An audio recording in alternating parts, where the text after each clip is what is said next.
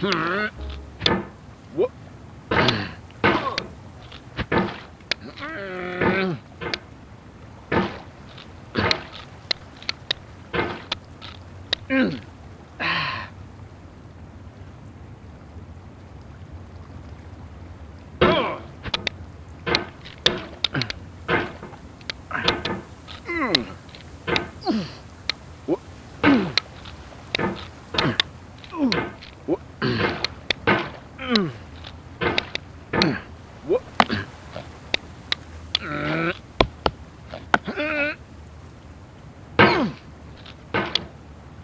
Oof, sorry about that.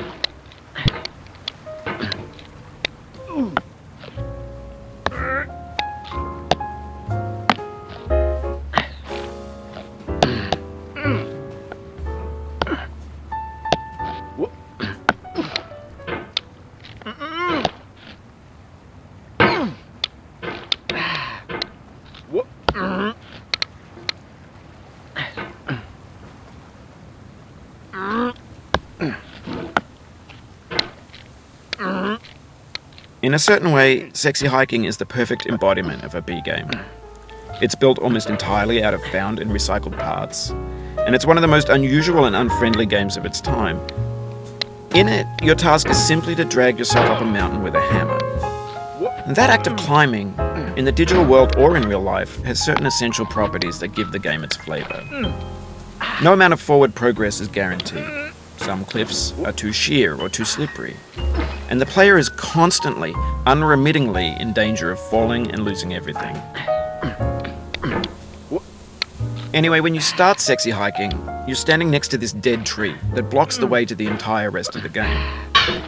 It might take you an hour to get over that tree, and a lot of people never got past it. You prod and you poke at it, exploring the limits of your reach and your strength, trying to find a way up and over. And there's a sense of truth in that lack of compromise. Most obstacles in video game worlds are fake. You can be completely confident in your ability to get through them once you have the correct method or the correct equipment or just by spending enough time. In that sense, every pixelated obstacle in Sexy Hiking is real. The obstacles in Sexy Hiking are unyielding, and that makes the game uniquely frustrating. But I'm not sure Jazzuo intended to make a frustrating game. The frustration is just essential to the act of climbing, and it's authentic to the process of building a game about climbing. A funny thing happened to me as I was building this mountain.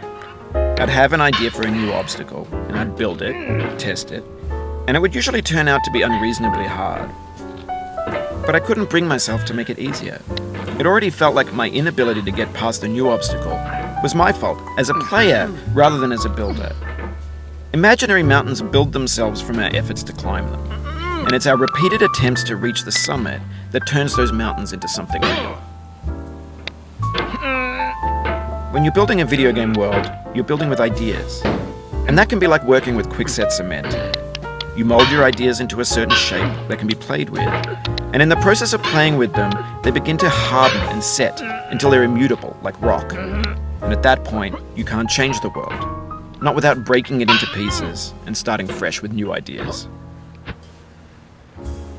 Oh, it happened again. Keep on trying, don't let it get to you.